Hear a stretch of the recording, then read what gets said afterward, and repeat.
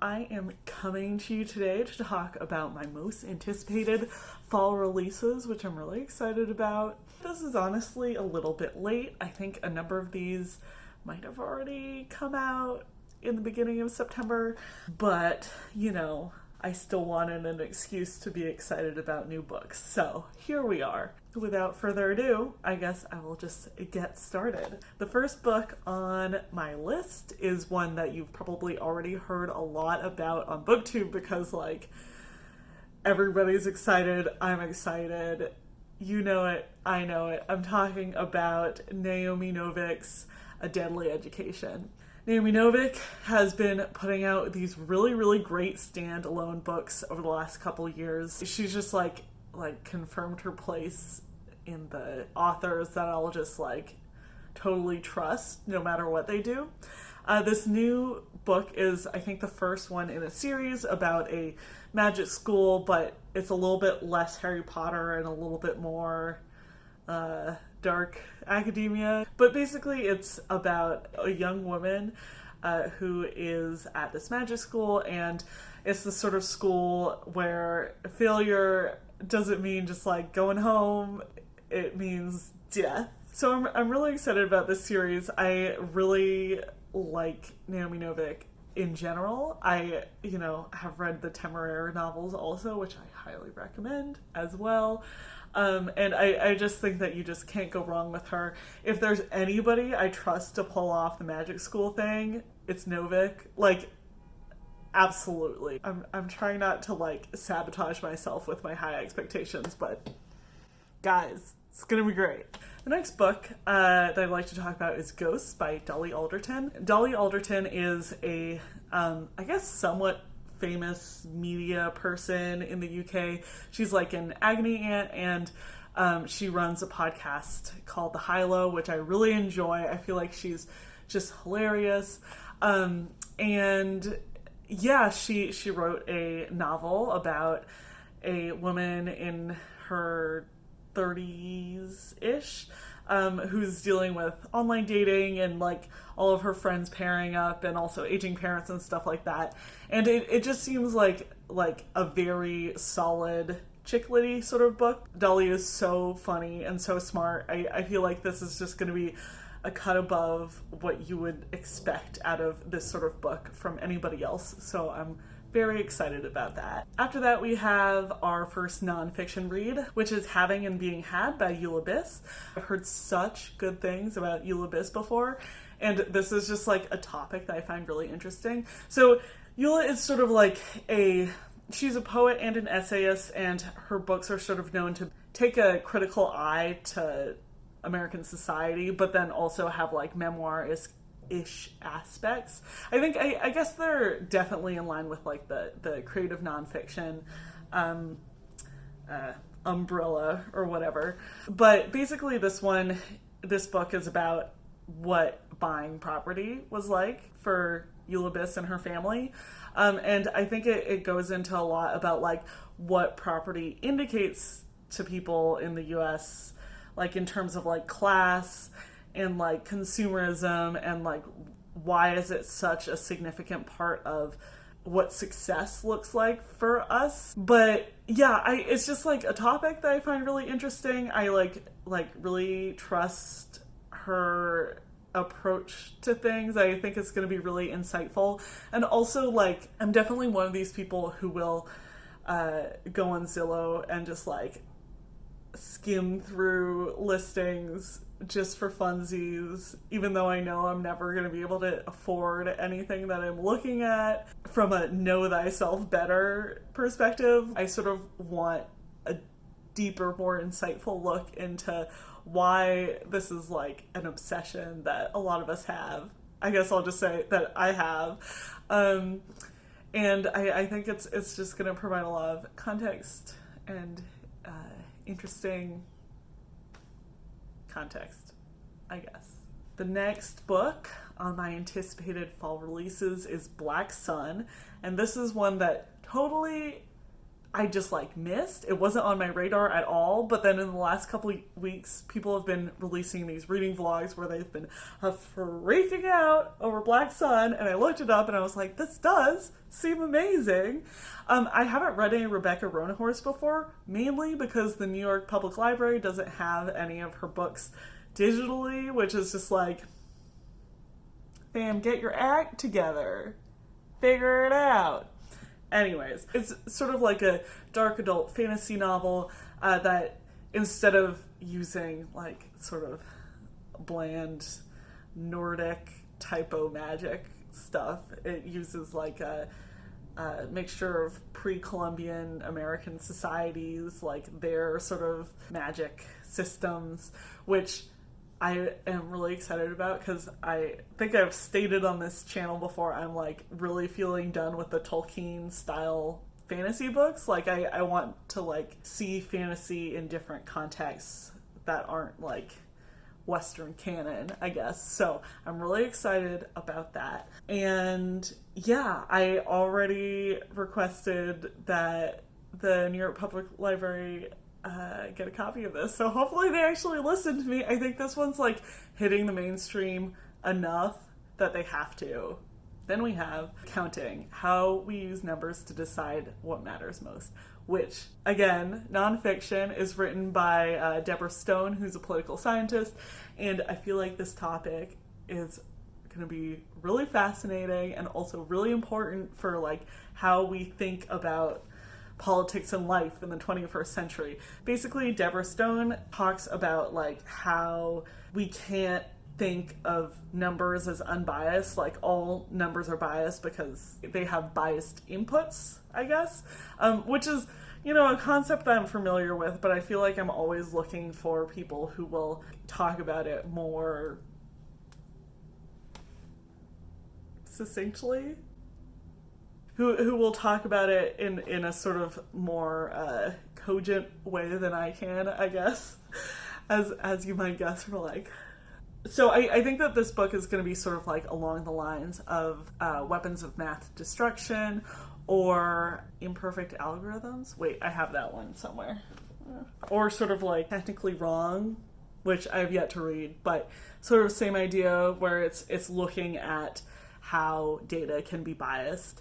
And I don't know, it's like something that I think we really need to think about, especially because like our society is so obsessed with like data and quantifiability and stuff like that. It's like, okay, but let's look at where the shit is actually coming from.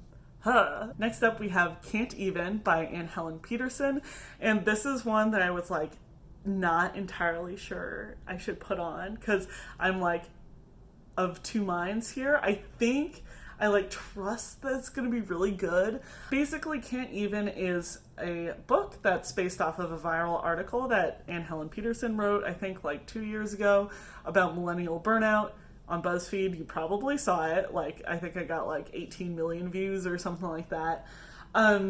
So I was initially sort of like worried because I find in general that books written based off of viral articles, you get to the end of them and you're like, yeah, this was a viral article's worth of content. Good job.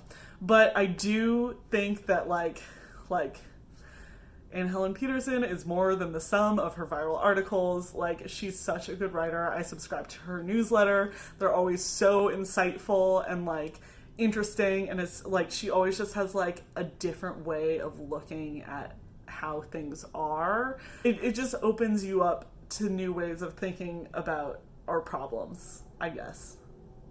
Anyways, so that being said, I am really excited about this. I trust her. I think that she's going to do a good job with it. So I'll just read it and report back. It'll be great. We have another fantasy. Well, fantasy, that's a question. It's Piranesi by Susanna Clarke. And even though it's Susanna Clarke, who's famous for Jonathan Strange and Mr. Norrell, which is like a fat fantasy, 19th century historical fantasy book. This one is listed on most sites under literary fiction, so that's sort of interesting. But basically it's, as far as I can tell, about a man who's exploring a house. I think it's a man. I'm not entirely sure it's a man, but somebody is exploring a house and exploring an ocean that's in the house. Like, other than that, it's a little unclear what it's about, but I'm here for, like, the absurdism. I'm here for, like, the unique setup and, like, magic. Anyways, I really like fantasy books where things aren't actually explained very well, like they stay fantastical, and I think that this is going to be like the definition of that, so that's exciting. And also, honestly, I'm excited because it's less than 300 pages long, and I personally like shorter books more than longer books, and you know, considering her last book, which was like 900 pages long, it might have been 700, I forget, but very long. I had assumed that this was going to be like a tome, but it does not seem like it's going to be like that. So I think I'm just excited to see where she goes with this next book based on her previous one and based on the premise. It's just like it's not all clicking in with like my understanding of her work so far, and that sort of excites me. Yeah. Then we have If Then by Jill Lepore. And I will admit right now that I have not actually read These Truths, which is like, again, her super fat book of just like, here's all of American history. But that goes back to me not really liking really fat books. All that being said, I am still like a Jill Lepore ride or die. Her New Yorker writing is so good. She's just like one of those people where you read her writing and you're like, oh, you're like the smartest person that is alive on the planet right now. And she writes so broadly. Also, it's not like she's like really, I don't know, narrowed in on her one field of study. She like, the book that I've read by her so far is her one on Superwoman, and I totally forget the name of it, but like she writes about all of American history, and then she also writes about Superwoman, and then she also writes If Then, which is about the Simulmatics Corporation. Let me look. Simulmatics Corporation, which is a terrible name, so no wonder nobody's heard of it. But basically it's this early computer algorithm-y sort of company from the Cold War that did a lot of the stuff that we now sort of think about when we think of like manipulating consumers and politicians and stuff like that. So it's sort of like the history of that interference, I think. But I'm really excited to read it because like trust her to just like find something nobody's ever heard of and be like, oh hey, this thing, super important. Last but not least, I actually left this one for last because it's a sort of need I say more one. But The Left-Handed Booksellers of London, Neil Gaiman has another book. I don't know why. I feel like I haven't actually heard a lot about this book coming out. Okay, hi. Sorry, new day, new Emma. I wanted to correct something here, which is that The Left-Handed Booksellers of London isn't written by Neil Gaiman, it's by Garth Nix, which are two authors I confuse all the time, and I really don't know why. Like, their names don't even sound the same, and I feel like their styles aren't the same, so it's like, come on, brain. Figure it out. Honestly, the fact that this is written by Garth Nix makes me even more excited. Sabriel was probably my favorite book growing up. Did I just lie? I think that's close enough to the truth that I can say that Sabriel was my favorite book growing up. Like, Garth Nix is criminally underrated. Like, you heard it here first, or probably like third. I don't think that this is a unpopular opinion. It makes sense now why this book has not been as widely publicized as I thought it would be, because Neil Gaiman is a much more well-known fantasy author than Garth Nix. Although, again, Garth Nix should get more hype. So here I am, hyping him. Go out and get this book.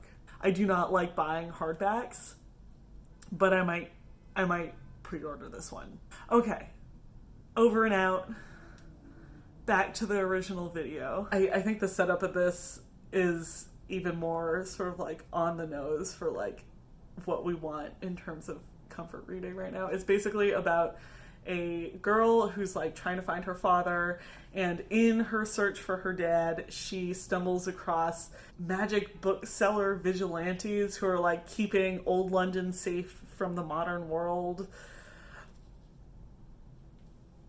Ah, that's all I have to say. Anyways, so I am also excited about that book, but I'm out of words, and at this point, I'm just a noise machine. So fall is such a good time for books, and I just wanted to talk about some that I was particularly excited about. I will, keep you updated on which ones of these I actually get to and start reading, and I'm gonna try to check as many out as possible as soon as possible. Yeah, but that's it. Please let me know if you have any releases that you're particularly excited about. I would love to hear about them. I would love to hear how you hear about books that you're excited about. So anyways, thanks for watching, and I will see you here next week. Bye!